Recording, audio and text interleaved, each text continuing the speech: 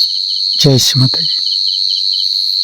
परम पूज्य श्री माता जी, आज नवरात्रि पूजा की अष्टम दिवस हम आपको महागौरी माता के रूप में ध्यान करना चाहते हैं, पूजा करना चाहते हैं। कृपा करके आप इस ध्यान और मेडिटेशन के मंच पर पधारिए और सभी संतों को, सभी शुद्ध आत्मा को ध्यान का स्थिति, निर्विचरता स्थिति प्रदान कीजिए। माँ परम पूज्य श्री माता जी, कृपा करके पधारिए। आप परम पूज्य श्री माता जी, आपके श्री चरण कमल पर कोटि कोटि नमन। कुंडली उठा के बंधन लेंगे।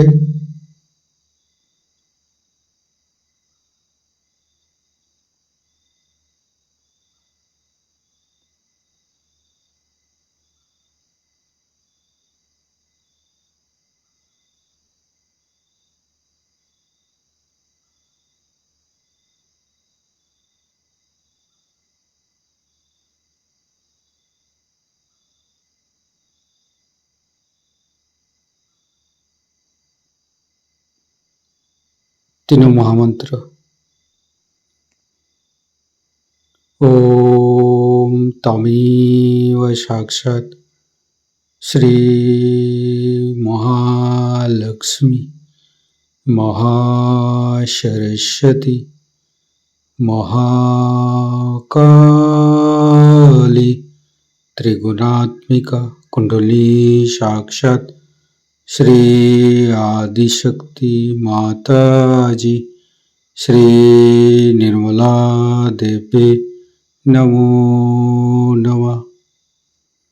ओम तमेव साक्षात् श्री कल्की साक्षात् श्री आदिशक्ति माता जी श्री निर्मला देवी नमो नमः। ओम तमेव साक्षात् श्री कल्की साक्षात् श्री सहस्रारसामिनी मोक्षप्रदायिनी माता जी श्री निर्मला देवी नमो नमः। गणेश मंत्र। ओम तमेव साक्षात् श्री गणेश साक्षात् श्री आदिशक्ति माता जी श्री निर्मला देवी नमो नमः। दोनों हाथ खुला हुआ श्री माता जी के बिंदी की तरफ देखते रहेंगे। अपने अंदर समस्त चिंता को परम पूज्य श्री माता जी के श्री चरण पर समर्पित करेंगे। प्रे करेंगे, परम पूज्य श्री माता जी, कृपा करके आज नवरात्रि पूजा का अष्टम दिवस आपको हम महागौरी माता के रूप में ध्यान करना चाहते हैं, पूजा करना चाहते हैं। कृपा करके आप हमारे हृदय पर आइए और हमारे हृदय की सच कीजिए। सच हृदय कमलासन पर आपके श्री चरण को स्थापित कीजिए। माँ परम पूज्य श्री माता जी, हम अज्ञानी हैं। हमारी अज्ञानता के बस में यदि आपके शान के खिलाफ कोई गलती हुआ हो, कृपा करके आप मुझे क्षमा कर दीजिए। माँ दोनों हाथ धरती पर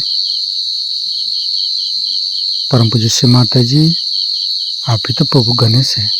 कृपा करके हमारे शरीर की तीनों नाड़ी, सात चक्र के अंदर समस्त दोषों को इस धरती पर विलीन कर दीजिए। माँ वो गणेश के मंत्र लेंगे। ओम तमेव साक्षात श्री गणेश साक्षात श्री आदि शक्ति माता जी श्री निर्मला देव्ये नमो नमः। धरती माता के मंत्र लेंगे। ओम तमेव साक्षात श्री धरती माता साक्षात श्री आदि शक्ति माता जी श्री निर्मला देव्ये नमो नमः। धीरे धीरे संपूर्ण चित्त को मध्य मूलाधार पर गणेश गौरी माता के मंत्र लेंगे। ओम तमेव साक्षात श्री गणेश गौरी माता साक्षात श्री आदि शक्ति माता जी श्री निर्मला देव्ये नमो नमः। तो बार बार प्रे करेंगे। परम पूज्य श्री माता जी हमारे शरीर की तीनों नाड़ी सात चक्र के अंदर समस्त दोषों को इस धरती में विलीन कर दिए, समस्त रोगों को इस धरती में विलीन कर दिए। संपूर्ण चित्त मध्य मूलाधार पर रखेंगे, कुछ भी नहीं सोचेंगे। गणेश अथर्वशीर्ष पाठ कर चक्र पर रखेंगे। संपूर्ण ध्यान का स्थिति नीचे से ओम करते हुए सहस्त्रार पर लेके आएंगे।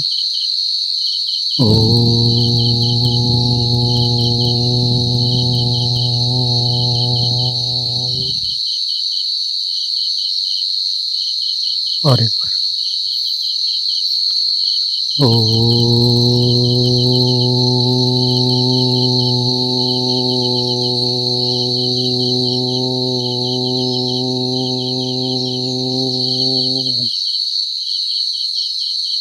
और एक बार करेंगे।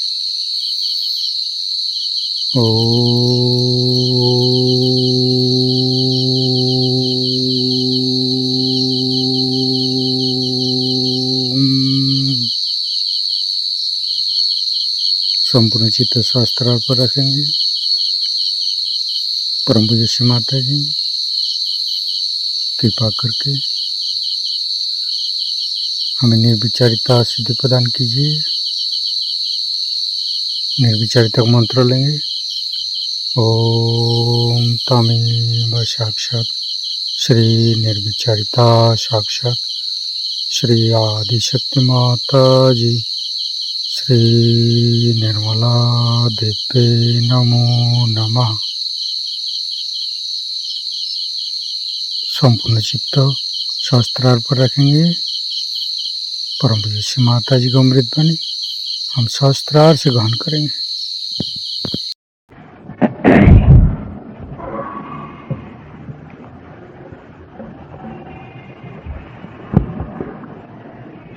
कल आपको प्रस्तावना में मैंने बताया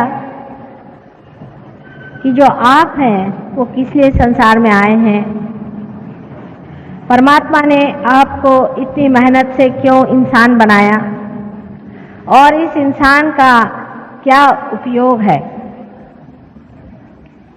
इसके लिए परमात्मा ने हमारे अंदर जो जो व्यवस्था की है वो अतीव सुंदर है और बड़ी मेहनत लेकर के ये व्यवस्था की गई और सारी तैयारियां अंदर जुट गई थी। लेकिन जिस वक्त मनुष्य को स्वतंत्रता दी गई,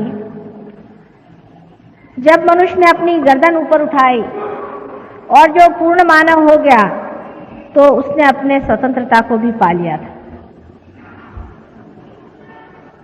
उसके अंदर जो दोनों शक्तियां जिसके बारे में मैंने कल बताया था, ईड़ा और पिंगला की शक्ति, ईड़ा जिससे कि हमारा अस्तित्व एग्जिस्टेंस बनता है और पिंगला के जिससे हम सृजन करते हैं, क्रिएटिव होते हैं, ये दोनों ही शक्तियां कार्यान्वित होने के कारण हमारे अंदर मन और बुद्धि या मन और अहंकार नाम की दो संस्थाएं तैयार हो गई। ये संस्थाएं आप अगर देखें तो सर में दो बलून के जैसे हैं, जो कि आपको यहाँ दिखाई देंगी कि सर में दो बलून के जैसे हमारे अंदर बन गई।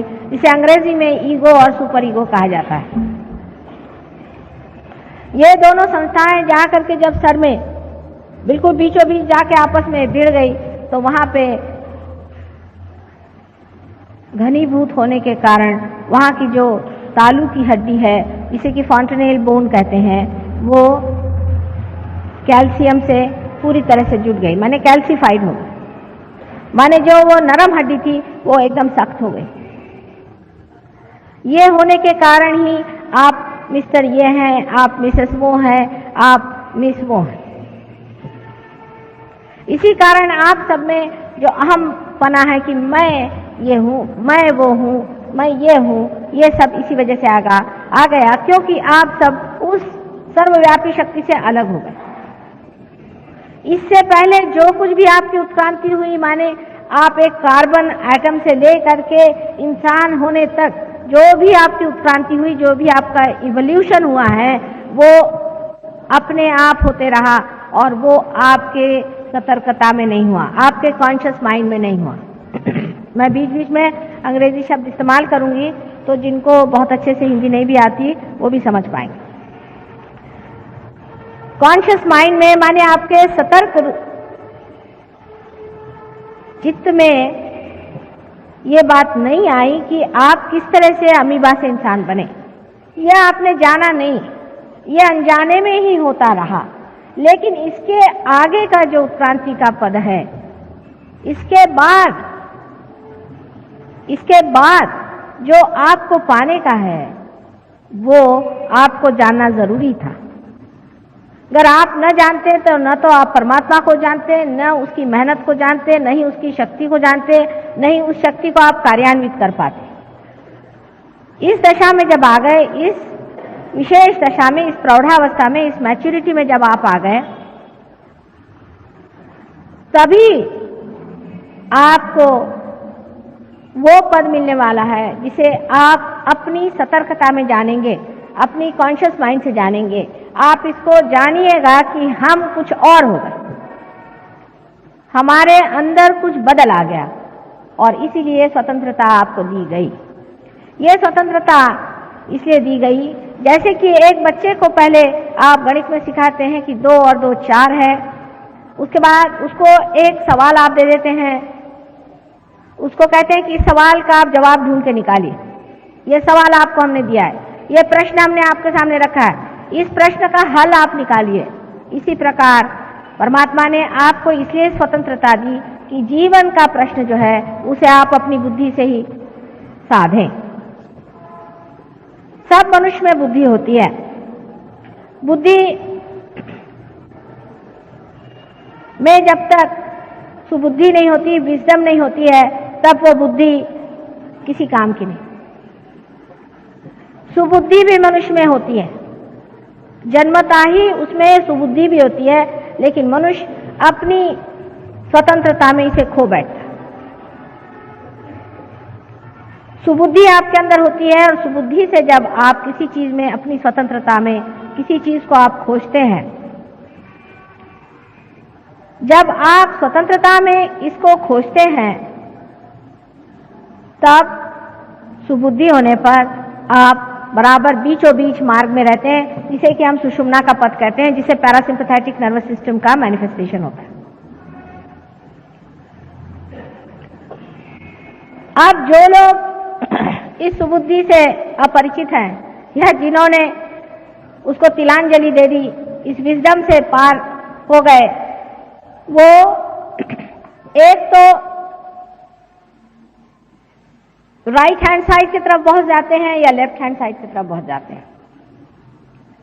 अब इस लेफ्ट हैंड की ओर हमारा अतीत है, हमारा अतीत, हमारा पास्ट लेफ्ट हैंड की तरफ में।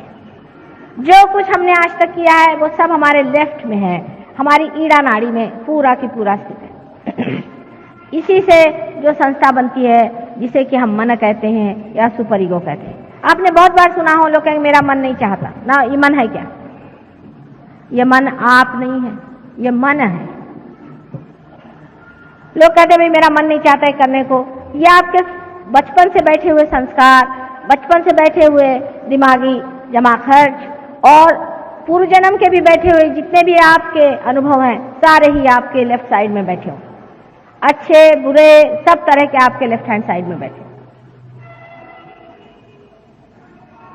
और आपके राइट हैंड साइड में आपका भविष्य है।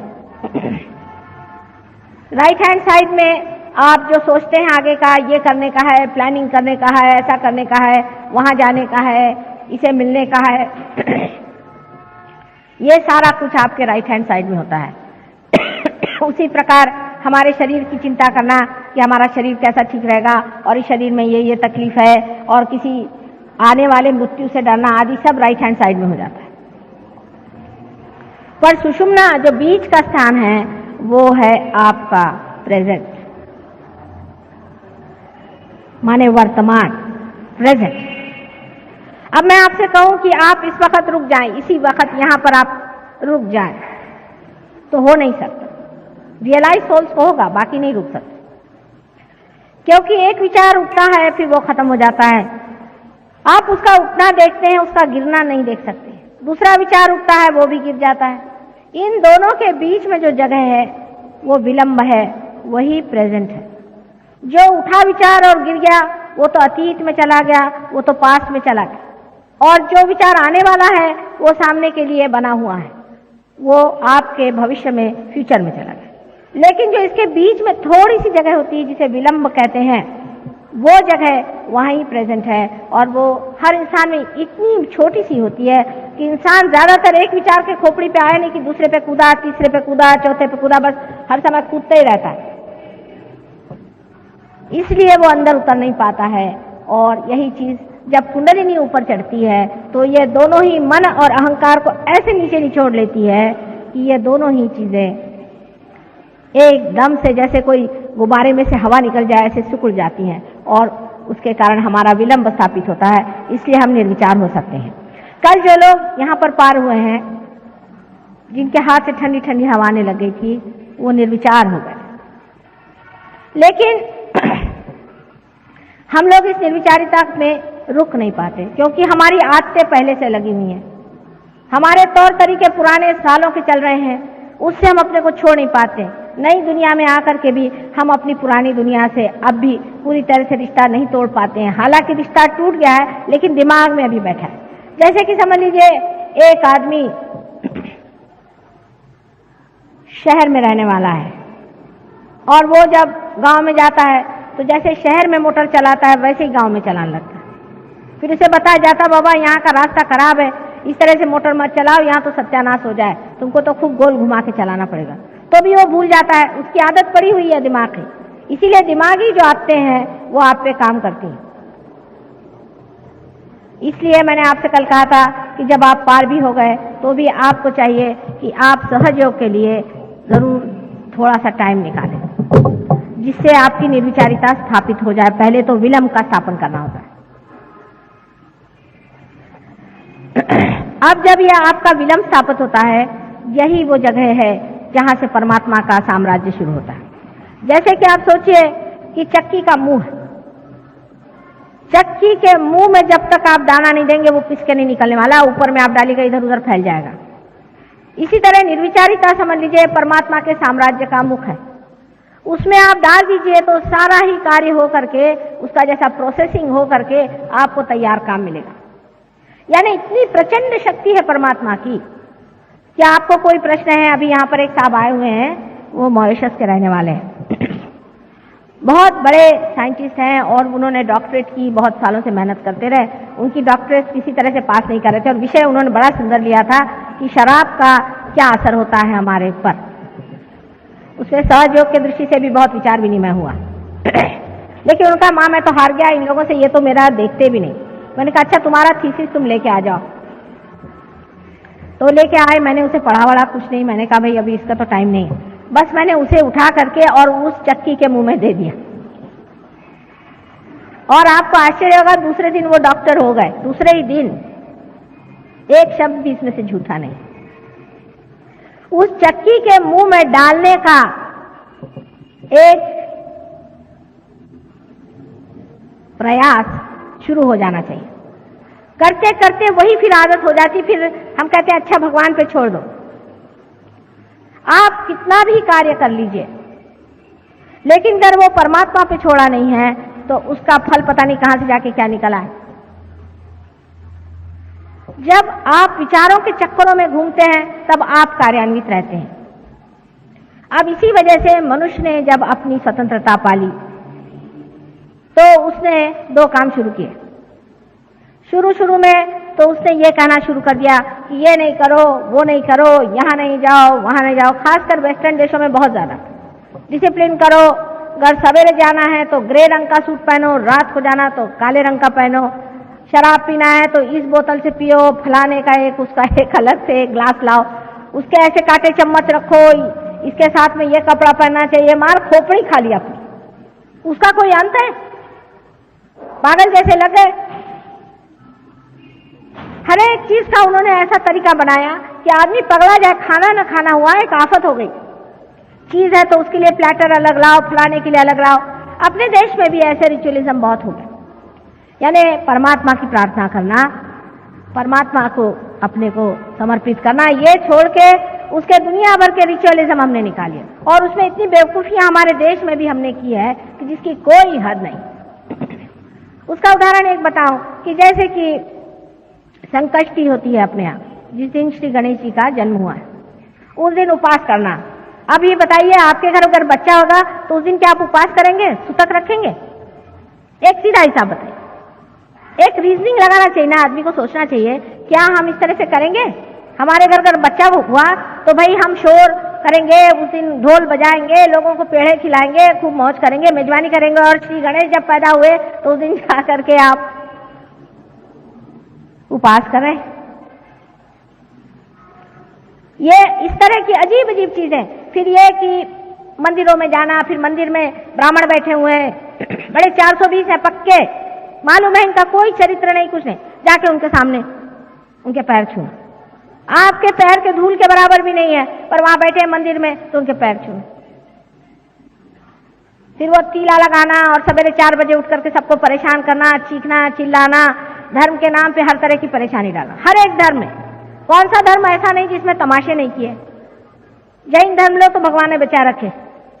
जैन धर्म में जो जो तमाशे इन्होंने किए हैं भगवान ही बचा रखे। एक बड़े भारी जैनी मुनि मेरे पास आए, मैंने कहा भाई ये क्या कर रहे हो तुम लोग? कि उसके चंवर के हिलाने के पैसे दो और उसके पीछे में वो मूर्ति के पीछे में खड़े होने के पैसे दो, उसके पैसे दो, उसके पैसे दो। ये कोई तरीका है? जैसे वो शादी होती है, बारात में दूल्हा आता है तो उसके घोड़े के पैसे दो, उसके गाड़ी के पैसे दो। ऐसे भगवान के सब चीज के आप पैसे देते बैठे हुए हो। इस तरह की अजीब सजीब चीजें हमारे धर्म के नाम में बन गई। क्रिश्चियन धर्म में तो और भी सत्यानाश, कुछ पूछे ही नहीं। पहले आपको मालूम होगा कि पोप साहब ने वो निकाले थे परवाने, ये लो वो लो और परवाने करो। अभी भी वही चला, हर एक चीज में पैसा। जहां जाइए वहां पैसा लेना और इस तरह की चीजें करना। फिर आप जानते हैं नन्स बनाना, फिर उनके बाल कटवाना, फिर उनको हर तरह से उनके शरीर को तकलीफ देना। ये किसने बताया? अपने यहाँ भी बहुत है। कोई वो हो गए सन्यासी नहीं हो गए, कोई सन्यासी हो गए तो एक पैर से खड़े हुए हैं, कोई सर के बल खड़े हुए हैं। ये कोई परमात्मा को खुश करने का तरीका है? आप ही बताइए। अगर आपका बेटा आपके सामने ऐसा करे तो आप तो मर जाइएगा परेशानी से कि क्या पगला गए कि हुआ है इनको, ये ऐसा क्यों कर रहे हैं? किसने बताया आपको कि आप अपने को इतनी तकलीफ दीजिए, इतने परेशानी में डालिए रात दिन? यहाँ मुसलमानों में पकड़ के कोड़े मारो, चिल्लाओ, चिको, ये किसने बताया? इस तरह के तमाशे रिलीजन के नाम में न जाने कितने अंट शंट बातें हो गई जिसकी कोई हद नहीं। तो उसका रिएक्शन हो गया। जब बेवकूफी हद तक पहुंच गई तो उसका रिएक्शन हो गया। साइकोलॉजिस्ट आए, वो अपने बड़े अक्लमंद समझते हैं, हमारे मराठी में कहते हैं उल्टावर से शाणे। उन्होंने समझाना शुरू कर दिया कि साहब ये तो ठीक नहीं है, आप कंडीशनिंग कर रहे हो, कंडीशनिंग कर रहे हो, अपना सब व्यक्तित्व ही खत्म करे दे रहे हो, ये नहीं करो वो नहीं करो, तुम्हारा लिबरेशन कैसा होगा? तुम सब इनहिबिटेड हो, तुम्हारे अंदर ये हालत खराब है, वो हालत खराब। चलो साहब, अब ये सवारी कर चुके, अब दूसरी सवारी शुरू हुई। अब दूसरी सवारी पे लग गए। एक तरफ से तो इन्होंने ऐसा विकृत मन तैयार कर लिया, धर्म के नाम पे, डिसिप्लिन के नाम पे दुनिया भर की चीजें कर करके, और लोगों में इतनी विकृति आ गई, इतनी विकृति आ गई, बिल्कुल जिसको कहते हैं अनैसर्गिक, कृत्रिम, बिल्कुल आर्टिफिशियल चीजें आ गई। और दूसरी साइड में इन्होंने जो शुरू कर दिया कि साहब कुछ नहीं, किसी की परवाह नहीं, भगवान नाम की चीज नहीं है, कोई नहीं, हमको कोई मतलब नहीं। 12 साल का बच्चा हो गया तो माँ बाप से कोई मतलब नहीं, माँ बाप भी छोटा बच्चा पैदा हो गया उसको दूसरे कमरे में डाल देंगे। औरतें फ्री हो गई, आदमी फ्री हो गया। भाई फ्री क्या हो रहे हो, किससे हो रहे हो? आप एक शरीर के अंग प्रत्यंग हैं, आप फ्री कैसे होंगे? जैसे मेरी उंगली इसमें से छटक के कह दे कि मैं फ्री हो गई, तो इसका क्या अर्थ निकलता है ऐसे उंगली का, जो मरी हुई उंगली है। फ्री तो आप तब होंगे जब उसको जानिएगा जिसके अंदर आप बसे हुए, उस शक्ति को जानिएगा जिससे आप प्लावित। तो हुआ क्या कि पहले तो आपने अपने को धर्म के नाम पे सर्वनाश कर लिया, और अब दूसरे तरफ शुरू हुआ धर्म के नाम पे सर्वनाश करो। अंधा धर्म इतना मूर्खता से पाला गया, उसके बाद इस तरह की महामूर्खता दूसरी तरफ शुरू हुई कि भगवान नहीं। इससे जो असल में थे लोग, उनका ही नाम बदनाम हो गया। माने लोग सब कहते हैं ईसा मसीह भी नहीं थे, और ईसा मसीह थे तो वो ठीक आदमी नहीं थे। माने क्या कोई हद होती है? आप उनके पांव के धूल के बराबर नहीं है, आप उनको कैसे जज कर सकते? लेकिन कौन बात करे, क्योंकि ये तो अहंकार के घोड़े पे चढ़ बैठे। आपने देखा होगा कि जब आदमी में अहंकार चढ़ जाता है तो उसकी खोपड़ी खराब हो जाती है। एक कहानी है कि कुछ देहाती लोग एक मिनिस्टर साहब से मिलने गए, तो उनके पीए साहब मार अपनी शान बगार रहे थे। तो बेचारे देहाती को समझ में आया, उन्होंने कहा कि साहब आप क्यों इतने बिगड़ रहे हैं? कहना आपको पता नहीं मैं पिए हूं। कहना हमको पहले पता देते आप कि आप पिए हुए हैं तो हम आपके सामने नहीं आते। तो जिसके ईगो चढ़ जाता है वो पिए हुए आदमी जैसा था, उसको समझ में नहीं आता है। उसके पास अगर सत्ता हो गई तो उसको तो ऐसा लगता है कि वो घोड़े से भी जल्दी चल रहा है। घोड़ा तो पीछे रहेगा या ऊपर ही दौड़ते रहता है बिगाड़ घोड़े के। अजीब पागलपन के नमूने आप लोगों ने देखे ही होंगे, मुझे बताने की जरूरत नहीं। कोई आदमी फोन पे बात करता तो फौरन पता हो जाता कि कहाँ की चिड़िया है ये। बात के ढंग में, बातचीत में, हर एक चीज में उसके अंदर अहंकार ऐसा जोर मारता है कि उसको पता ही नहीं चलता। आप लोगों के अहंकार में अभी तक उतनी वो नहीं आई है चुस्ती जितनी हमने वेस्ट के लोगों में देखी। उनका तो अहंकार ऐसा उन पे जमा बैठा हुआ है कि वहां का एक साधारण मजदूर भी इस तरह से बात करता है कि लगता है ये कौन से पागल खाने से चला है भाई। वहां तो नम्रता नाम की चीज किसी को मालूम नहीं, सुबह से शाम गाली गलौज के सिवा बात ही नहीं करते। कम से कम अपने देश में सभ्यता है, कम से कम बोलने में लोग सभ्यता से बात करते हैं। नसीब है मैं मराठी में हिंदी में बोल रही हूँ, ये लोग सुनेंगे नहीं। हालांकि वो खुद ही कहते हैं, मुझसे कहते हैं माँ हमारे अंदर कलोसल ईगो आ गया है, हम कहीं नेपोलियन तो नहीं थे पहले जन्म में। इसलिए समझ लेना चाहिए कि एक तरफ तो हम बहते बहते चले गए, एक साइड में अंधश्रद्धा में, और दूसरी तरफ हम बहते बहते चले गए अहंकार। दोनों भी चीजें असलियत से दूर है। हर एक चीज का जो इसेंस होता है, जो तत्व होता है, बीचों बीच होता है। हमारी भी पीठ की रीढ़ की हड्डी बीचों बीच रहना, मध्यगा, उसी में शक्ति होती है। क्या हमारा हाथ भी टूट जाए तो फर्क नहीं पड़ेगा, लेकिन हमारी रीढ़ की हड्डी टूट जाए तो हम जी भी नहीं सकते। इसीलिए जो इंसान एक्सट्रीम्स पे चलते हैं, अब पैसे के लिए भागना शुरू हुआ तो पैसों के लिए भाग रहे। अरे भाई उसकी भी कोई हद होती है या क्या? आखिर तुम्हें क्या खरीदना है? क्या हेलीकॉप्टर खरीदना है? पैसे के पीछे भागेंगे तो इस हद तक कि देश भी बेच दो, कोई हद नहीं। पैसा है ना, पैसे की इज्जत होती, और कोई पैसे की इज्जत नहीं होती। सब लोग जानते हैं कि एक कोई भी ऐसा आदमी हो जो इस तरह का है, वो सिर्फ मुंह देखी इज्जत करता है इंसान। जैसे ही उसकी पीठ फिरती है, कहते देखा ये ब्लैक मार्केटियर जा रहा है, ये मां चोर है, परसों जेल से छूटा है। जो आदमी पैसे की इज्जत करता है वो वहीं तक सीमित है। आपके अंदर उन्हीं चीज की तो वो इज्जत नहीं कर रहा, आपकी तो बाहरी चीज की इज्जत हो रही है। आपका अंदर क्या है? आप में अपनी अगर प्रतिष्ठा है, आप में अपना अगर सेल्फ रिस्पेक्ट है, तो आप क्यों अपने को पैसे के पीछे में बेच रहे हैं?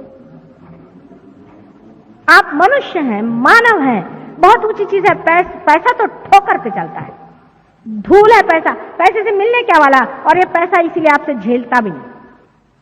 आपके पास 100 रुपया आ जाए तो ठीक है कहना, पर कहीं 200 आ गए तो गए आप गुत्ते पर।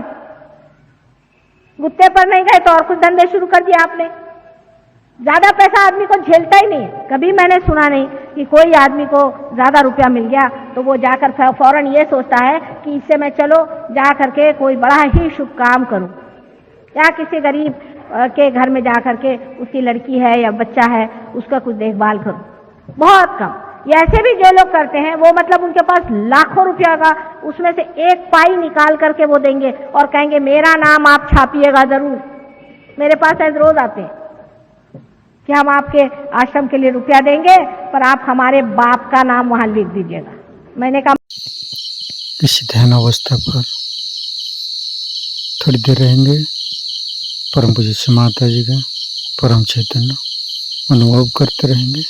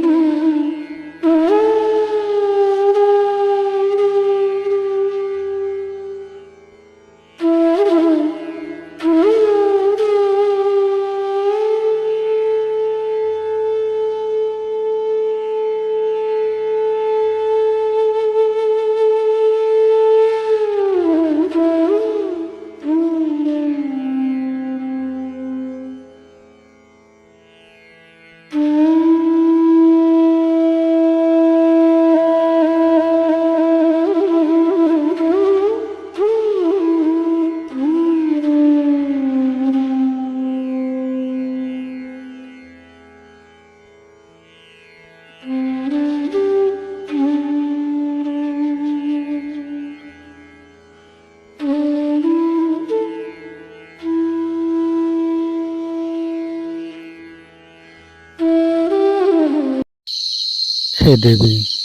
हे आदिशक्ति माँ, आज का ध्यान करा के आपने जो हमको परम चैतन्य अनुभव कराया, निर्विचारिता स्थिति प्रदान की, इसके लिए मैं आपको कोटि कोटि नमन। जय श्री माता जी। कुंडली उठा के बंधन लेंगे।